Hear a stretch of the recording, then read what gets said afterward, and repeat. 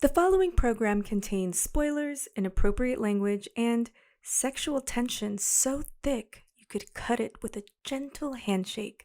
Listener discretion is advised.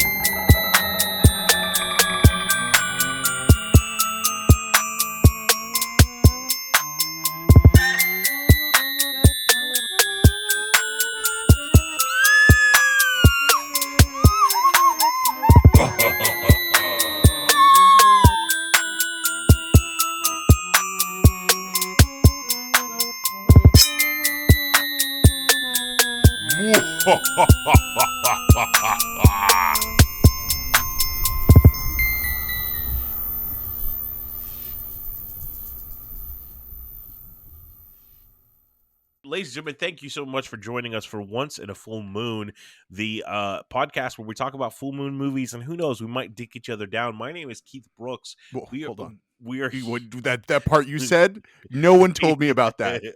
We are here with my controversial co-host who has some weird beliefs. He believes that white people shouldn't be allowed to have guns or read. David Haddad, how are you doing today, David? Those are not real beliefs. I feel like you've trapped me in a box. But yeah, I feel great. I feel good today. I'm looking good. You're looking good, man. You're looking good. Yeah, man. You're hitting the gym. You're like you're doing it. I'm not. I got the Kratos vibe. Is what I got. It's so good. Yeah. I look like one of the guys from The Lighthouse, which isn't a great look. You do. Well, I really, except for super Filipino. I'm like one of the guys that drops off the white guy at the Lighthouse. Absolutely. I went to Kroger the other day, and I complimented a lady because she had like purple streaks in her hair. Yeah. And she turned around and said, "Thank you. You look like an African American with albinism." And it like caught me off guard. And then I thought about it. I'm like, I know exactly who she's talking about too. And like, it pissed me off that she was kind of right. You know what I mean? Like, yeah. Like a little bit. You're like, you are correct a little bit, but that was like a weird. It was a weird way to say it. But yeah.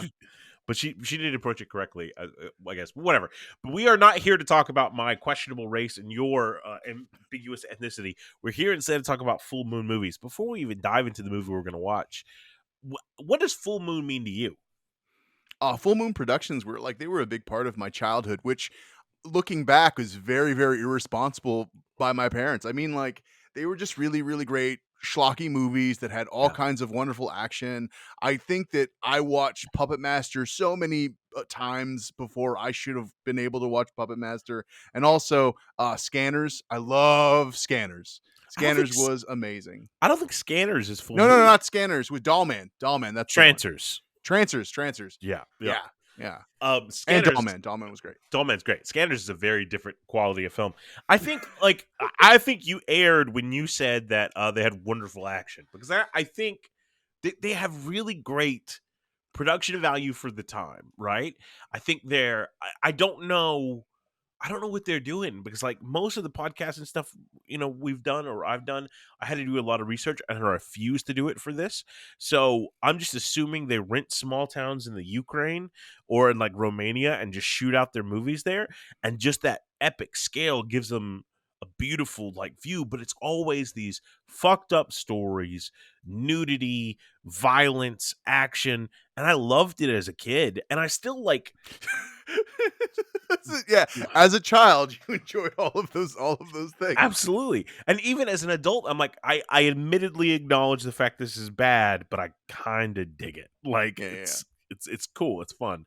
And they're doing like a lot of heavy lifting. Don't get me wrong. All of the scores sound the same. I hear there's some like bad blood and bad stuff that have happened with some of the directors are kind of cringy, but I'm not going to pay attention to that right now. I just want to look at the movie and how fucked up it is. So we're going to start. So that's what this whole show is going to be, us just watching full moon movies and coming to talk about a singular movie at a time. No schedule. We'll just do it once in a full moon. Thus the title. So David, what's the first movie that we're going to be talking about? The first movie we're going to be talking about is Mandroid. And Mandroid is an amazing movie. Mandroid's an amazing movie. I keep saying Mandingo every time I'm going to talk about it, but can you tell me what Mandroid is about? So I watched it a little while ago, and I cannot tell you what Mandroid is about. So instead I put in the Wikipedia page into Okay. ChatGPT, which is an open AI program. Great. And let's go ahead and see what ChatGPT says about the movie. Well, folks, if you're looking for a movie that'll keep you on the edge of your seat, look no further. This one's got it all. Robots, toxic substances, disfigured villains, and a love story. But seriously, the cast and crew of Mandroid really brought their A game. Dr. Carl Zimmer is a genius inventor, and Dr. Wade Franklin and Agent Joe Smith from the CIA are a dynamic duo. Of course, there's also a not so great guy, Drago, who tries to ruin everything and ends up disfigured and enslaving a homeless mute. All of this is correct so far. Yeah, this is great. But the real standout here is the robot, the Mandroid, which is both terrifying and impressive. Through twists and turns, the film builds to a climax that will have you on the edge of your seat. And just when you think it's over, it turns out the villain is still alive. I should have said spoilers. I didn't read that far. All in all, this is a roller coaster of a movie that I would definitely recommend. Thank you, my AI friend, for saving me today. That's fantastic. That's amazing. That's awesome. That's great. So the next thing that we're going to do is we're going to sit and we're going to watch the trailer. Now, when you're watching this on YouTube, you'll be able to see the trailer with us. I'll put picture in picture.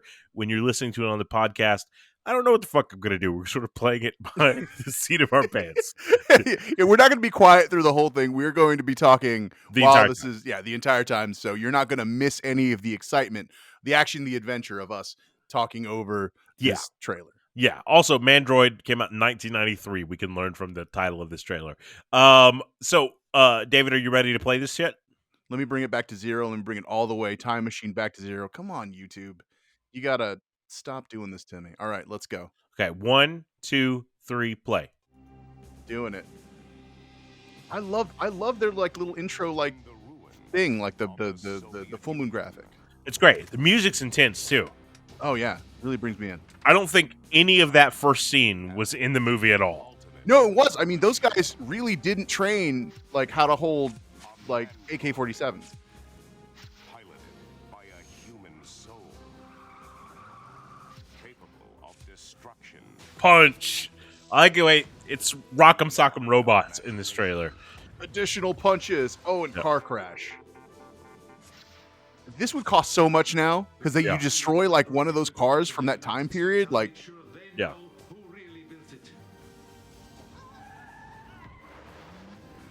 a little bit of choking stuff. Another van destroyed, which is great. Dr. Doom right there. And now he has it all.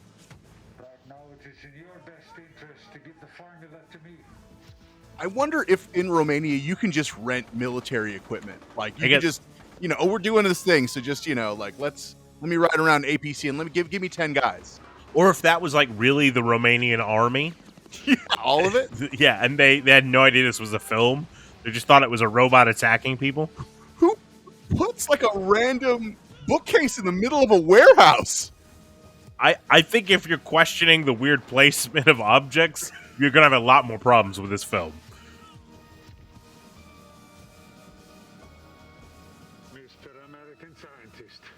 End of I wish that was his name, Mr. American Scientist. That would be brilliant. Yeah, I think that would be amazing. Mandroid, its power is in your hands. Oh, yeah. Yeah, so good. Yes, so good. So that's the trailer for Mandroid. Now let's talk about the film. First of all, I dug the fuck out of it. Yeah, Like, it was a really good movie. it was really, I mean, it's not a good movie, but it was a good movie. You know what I Yeah. mean? Like, I feel that the poster misled me immensely because the poster of the film is a man in a wheelchair connected to a robot, it would seem, but the man in the wheelchair looks like he's been deprived of sunlight for 48 years. And that's not what the movie's about by any stretch of the imagination. That does happen, but spoiler alert, it happens in the last 4 seconds of the film. Yeah. And there's like an earlier, I mean, also second, there's going to be a lot of spoilers. I feel like it's going to happen. Yeah. So like earlier in the movie, there's like another guy you see operating the Mandroid, and I was ready to go like, oh, that's the guy. That's the Mandroid guy. He looks really close to the guy that Yeah. ends up being the main Mandroid pilot at the end of the movie. But Yeah. I thought that was a guy. He also gets really injured. So I'm Yeah. like, okay, this ties it in the box, man. That's that's the movie. But that's the problem, is that homie has 2 opportunities to be injured enough to do that, because we start the movie with him in a car accident, like, as he's being driven by the Mandroid. I'm thinking, oh, well, this is right. He gets handicapped right here, right now, right? Even though I didn't know if he could walk already because he's sitting in a car.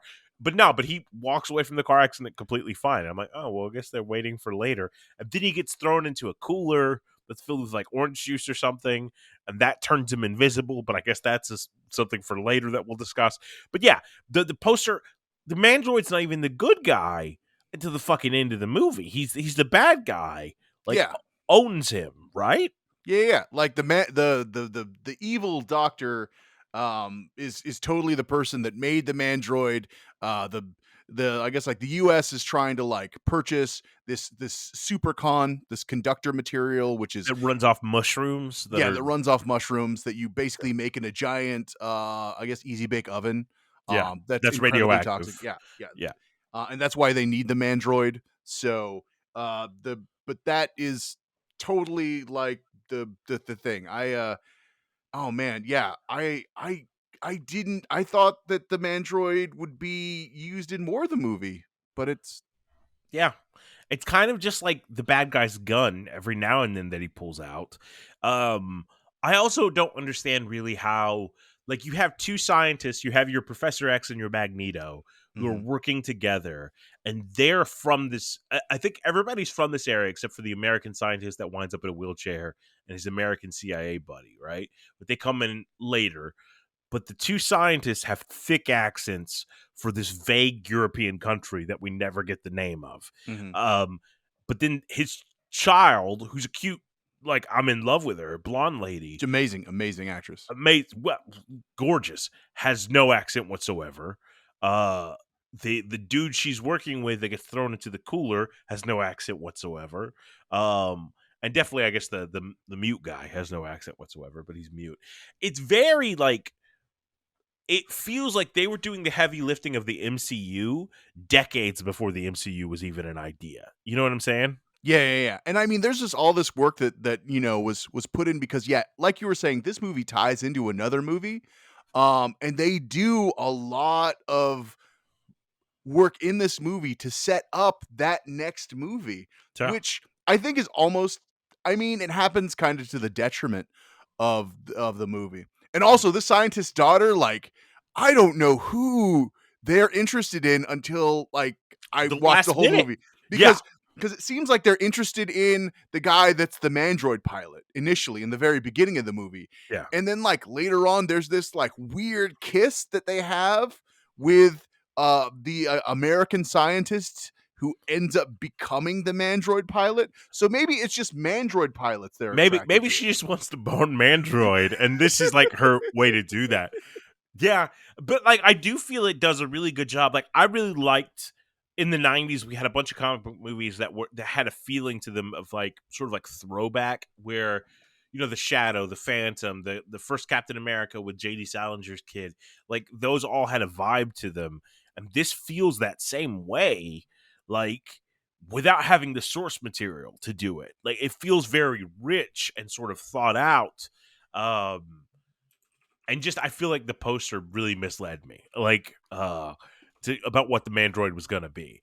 But like, the villain is very fucking comic booky, right? This guy with the metal mask and everything like that. I don't get the end scene where he comes back. He's touching titties, right? That's our titties for the movie. We get one set for this film. So our titty meter, we can mark that off 1. The show's going to get canceled immediately. But that's kind of the expectation. Like, Full Moon, it feels like horror movie. It feels like like, I think of Subspecies, Puppet Master, right? That sort of vibe. So this, you just have your bad guy touching a pair of titties, like, I'm still alive, and that's the end. It's just thrown in there. Like, there was no reason for it. They were completely unnecessary boobs, but we get boobs. Like, we get boobs. Yeah, we get boobs, and I like that they keep them at the end because you keep watching for like all the way to the end. I could just imagine, you know, like some, I guess like some unfortunate person just in the throes of puberty trying to time their VCR to like to try and like nail that scene and not have it so I blurry. like the way you but said this- nail that scene. Yeah, especially like they're trying to oh, time their we're Mandroid. doing this for YouTube. I forgot. Yeah, yeah. Like, They're but yeah, they're trying to get that scene so that they can, maybe to have an okay rest of the night. I don't know. Absolutely. You can get some sleep. But I feel like also normally when the bad guy comes back, it's like a surprise evil gotcha. But this one, like, he's paying this lady for her time. I guess. I don't know. She's so surprised. Like, and I mean, like, did she not meet that fellow, or I imagine there was some go between? I have so many questions about that scene, but like, I imagine there must have been some go between, and then she didn't meet him beforehand. It's a dude in like a metal mask, and she was more comfortable with him wearing a Slipknot mask than taking it off. And I'm gonna be honest, like, I've seen worse. I've seen worse without the mask on. You know what I mean? Like legitimately. Yeah. Who was your favorite character in the movie? Man, I love the CIA agent because he's so slimy. He's like the grimiest dude. Like, I mean, understandably, there are some points of the movie where he's trying to save his life, so he's just doing a little bit of double dealing, but he's just ready to get his gun out. And there's a scene in the movie where you watch this old scientist who's like this lovable old Professor X character, and he gets got, right? 2 in the chest, boom, boom, and he hits the deck. Yeah. And then they turn on this CIA agent. He gets 1 in the chest, and it looks like it's center mass. His chest blows up. He hits the ground, and 5 minutes later, he's smoking cigarettes, handing guns out to these Romanian army assassins, and they're going after the evil guy. Like, no joke. He's dedicated. I also like the fact that I thought, because he, like you said, he does a couple of like double turns in the movie, but they're all fake outs. Like, but I didn't think they were fake outs. I thought he was just a sleazebag, because there's a moment where he betrays Professor X's team to go join Magneto, Dr. Doom's team, and you think, oh shit, he turned bad guy. But that was just a ruse. And so that's awesome. What a great turn of events that is. I really like the bad guy's henchman. The mute guy is probably my favorite. He's great. It's like a fun. He does a lot with very little to do it with. I like the tone of all of those. There's a great scene with the bad guy whose name is Ivan Drago, which is also Rocky's arch nemesis. Where Ivan Drago is trying to get surgery on his face, so they kidnap a surgeon. But Ivan Drago is awake during the surgery, and he's telling him what to do. But then after the surgery is done, nothing's different. He looks the exact fucking same. They just leave it. I love that mute character too, because it's like watching guys in the military fight a cartoon character. I like fart a cartoon character better. But go ahead. They fight. Looks like they're fighting a cartoon character. He's just like running around. You can hear the little cartoon noises as he's like slipping around everything, and they're like firing these AKs at him, and none of the rounds can hit him. But later on, he gets in a gunfight with a CIA guy. Best scene in the movie, I think. Well, one of the best scenes in the movie, where they're like 5 feet away from each other, just emptying guns. And this is the early 90s when everything's like squibs, and like people are using those like projectiles that make sparks when they hit the walls. So it's really exciting because of how dangerous it feels. Like, Absolutely. It really feels like one of those actors could get really hurt. They shoot each other up like 15 times, more bullets than either one's got. They both drop. And the mute guy pulls his gun out, which is like one of the Nazi guns, I'm pretty sure. Yeah. It looks like a Nazi gun. He pulls his gun out, pulls the trigger, nothing. Click. CIA guy pulls his gun out, pulls the trigger, click. And they both have this moment where you could only pull off in a 90s movie, where they like nod and smile at each other. And then the CIA dude pulls out another gun like he just had one the whole time. He just pulls it out of his pants and then like, plow, just like takes the dude out. It's amazing. It's great. Amazing. And I also feel that we're going to have a lot of, just by watching the Full Moon catalog, I feel like we're going to have a lot of, that's a Nazi gun moments. Yeah. You know what I mean? Yeah, I feel like that's going to happen a bunch. And I love the fact that the mute guy, his character, for a mute guy, he's the noisiest motherfucker I've ever heard in my life. Because while he's running away from all the army guys, he does like all these grunts, like double as many grunts as you would normally do. So even him running as a mute man is like just that. This mute guy's also incredibly talented. He's like a professional armor smith, Yeah, and a he marksman. makes the mask. Yeah. Yeah. And then even the bad guy's like, surprisingly, he keeps a clean house. Like, he's very organized for like living in this dilapidated warehouse that's really filthy. And the cleaning that gun in his like bed and stuff like that. It's just very interesting. It's weird. It's a weird ass movie, but I like it. One of the things I didn't understand is how much of this movie like has just a robot punching rocks though. Like you don't really need that much robot punching rocks. I mean, I feel like you get it. Like the Mandroid's something that, maybe it's to illustrate how strong the Mandroid is, but you have them like basically in this giant cave punching rocks to find mushrooms. It also kind of feels like they had the Dig Dug video game license for a movie until the last minute, and then they just got pulled. And they're like, "Oh fuck! Now we gotta come up with a story.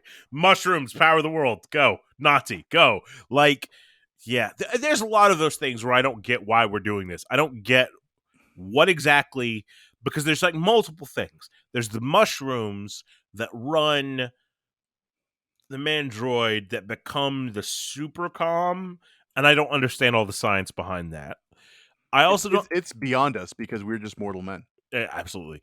I also don't understand what the fuck Benjamin Knight fell into to make him turn invisible. Because that's the thing. He falls into the Gatorade cooler, and then over the course of the movie becomes an invisible man, which is apparently the sequel to this. But it's a random cooler. It's just there somewhere. Yeah, just like in the back, not protected, just hanging out. You know what I mean? No one talks about like, oh yeah, that's where we keep the invisible shit that makes people invisible. like they just go through the whole thing, and there's this sort of amorphous like when they're cooking the mushrooms to turn them into mushroom diamonds. That process is just really weird. I feel like they had like the special effects guy that day is like, well, we did so much stuff on the robot and we got basically the entire Romanian army. What's our MacGuffin? Let's just use these kind of poopy looking mushrooms. And they are very poopy looking. They're very poopy looking. But like, yeah, man, like there's just this vat of invisible stuff, and it looks like a chest freezer that you would put like, the stuff that you hunt. But if you open it up, it's got juice that makes you invisible. It looks like you went to a lake and you had drinks in there, but now all the drinks are gone and the ice is just melted. That's what it looks like. Yeah. But he gets knocked into it. Like, and motherfucker takes a fall. Like, he folds as if, like, Ric Flair chopped him in the chest, right? And lands his entire body in it and then somehow becomes invisible. The invisibility looks fine. It looks cool. I like the way that I know the character's name. I know Benjamin Knight. I know Ivan Drago. Those are probably the only two I remember. I think the CIA's guy's name is, like, Joe Smith or something. Yeah, it's like something that. Smith. But, like, they do a good job. I could see me as a child totally buying all this. Random European country I don't have to know the name of. Mushrooms become diamonds, become science. Got it. Like, there's not a lot of specificity and detail that's going to catch me up that I'm not going to understand. You know what I mean? Also, that chest freezer looked like it smelled. Like, and it looked like it had dirty water in it. And I just, kudos to that actor who I guess like took one like he was in a Scorsese movie. Like what did that chest freezer? This is my moment.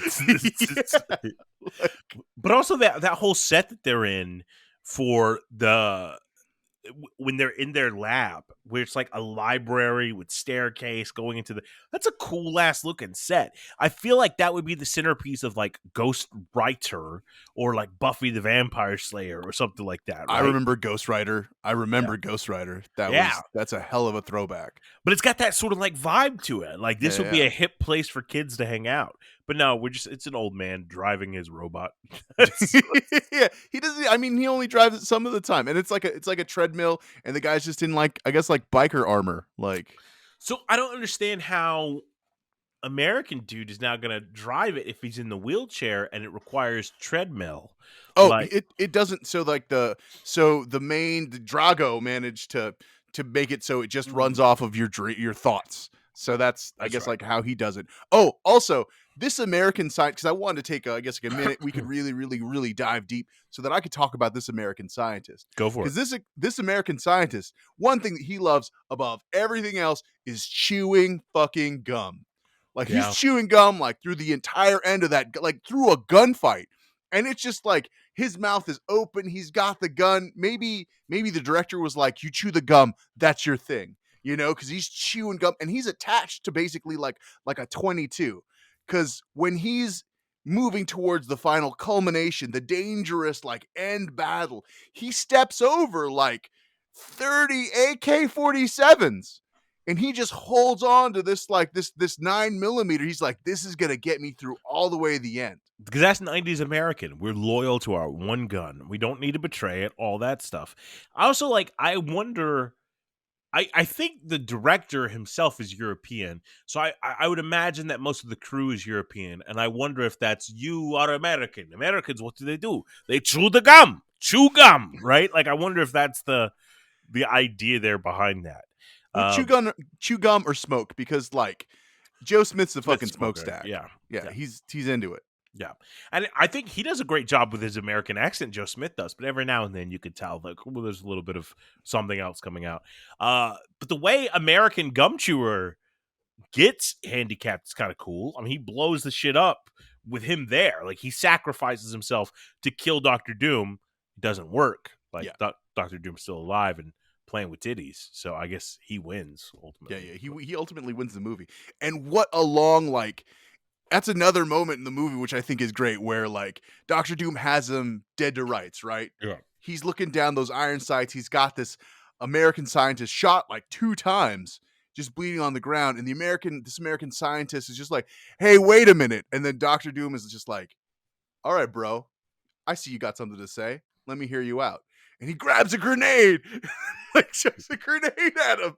And Dr. Doom is just like, what? Grenade? And like, he just gets blown up. It's just so amazing. But I do admire that respect of him being like willing to, like, the polite thing to do is listen to what he has to say. Like, Yeah, that's old world hospitality. Absolutely. It would have been great if, like, wait, let me tell you something. All right, would you like a glass of wine? That's what we do. Like, Yeah. I would buy that. I would buy that for the period in the movie. That would be good. It was great. Yeah. Yeah, I enjoyed the fuck out of it. I love the way it felt. I love the tone of it. It's not as action-packed as, like, I think a modern superhero movie would be, but it does have compelling, nice little cheesy moments. It's probably made for a shoestring budget, you know, but it ties into this bigger world that Full Moon is establishing. I wonder how many of these movies are going to connect as we start watching them. Yeah. So it's weird because I feel like Full Moon Productions basically created the roadmap for the extended universe. A lot of, like, maybe not guys that created the roadmap, but like, yeah, you were gonna get a bunch of actuals right there, but that's fine. Like, I feel like they utilized, I guess, like they utilized all these resources to give you like this universe where these fantastic things could happen, and you can go and you can like check them out, and you've got like your heroes. You've got the guy that runs the Mandroid. You've got Benjamin Knight, who I guess we'll talk about, and I'm excited, to talk about that. But these things happening in like this consistent, persistent world. Yeah, and I think like you do have. In history, you have these other examples of the shared universe, whether it's the Universal horror movies or the Godzilla franchise or whatever. I feel that Full Moon, because it's low budget, is often sort of ignored in that conversation. Mm-hmm. But like, I know the Puppet Master movies and the Doll Man and the Evil Toys, and Bong of the Evil Dead, Bong, Evil Bong, those all connect, and so I think it's just a great use of intellectual property to say that, hey, we've created all of these characters from scratch. We own all of them. Let's interplay with them. Let's have fun. We know that the ideas are cheesy. And I think as Full Moon progresses, they become even more self-aware of the fact that some of these concepts are kind of cheesy or the limitations of their budget. And it just makes it more charming. You know what I mean? Like, yeah. I think at this point in 93, they still are going for big budget movie with a low budget, balance. But I think they do a great fucking job. I think Charles Band I don't know anything about him as a person, but he scores almost all these movies, or his brother does, or somebody does. It's all within the family.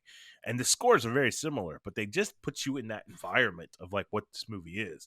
They have that circus vibe to them, and I'm like, fuck yeah, it gets me pumped. Like, Circus vibes are always good. Evil Bong. Like I thought that, like I guess like Malcolm McDowell played the Evil Bong. Like Gary Busey. yeah. Well, from the cover art, I was just like, oh man, Sir Malcolm McDowell's the Evil Bong, the guy from Caligula. That was a weird pick from like his entire career. You Like, picked the semi-porn, but maybe more comparatively. Do you think? So I know the next movie that we have, but how many of these movies do you think we're going to have? What do you think are going to be the trademarks of Full Moon? Like the things that are going to be in every movie or almost every movie. I guess like one shot with boobs in it, because I think that's certainly going to be a thing.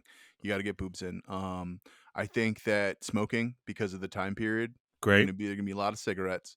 I think that I mean, I know that they just sort of like take their, I guess like their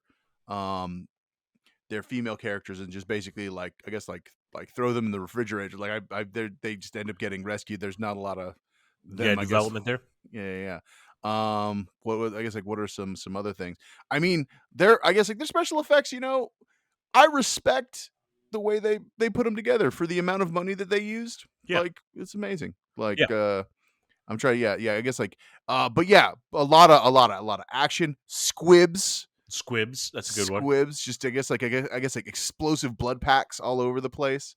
Yeah. Yeah. I think those are my picks. I didn't do a really great job of like nailing them down one after another. What are yours? What are your picks? It was terrible. I couldn't follow it at all. I think for me, it's going to be shitty science, right? Like science that we're just gonna be like, oh, this is a thing that exists, but under the guise of it being scientific, right? So it's gonna be like, you know how like Jordan Peterson is to psychology? I think Full Moon is to science. Like it's like you're saying some of the words right, but I don't think you know what it all means when you string it together. So I think that's the hot take that's gonna keep us controversial. Now, so I think boobs, science, females getting fridged, weird special effects that I can't do, that they do a great job with, and that are practical mostly, and then squibs. I think those are the 5 things that we're sort of, and then interconnectivity. So 6 things that we're looking forward. So now looking at that, do we have all of those in this movie? Boobs, yeah, we got it at the end. Weird science fiction, yeah, it's certainly definitely nails it. Woman being fridged. I don't think she gets fridged necessarily. She doesn't have a lot to do.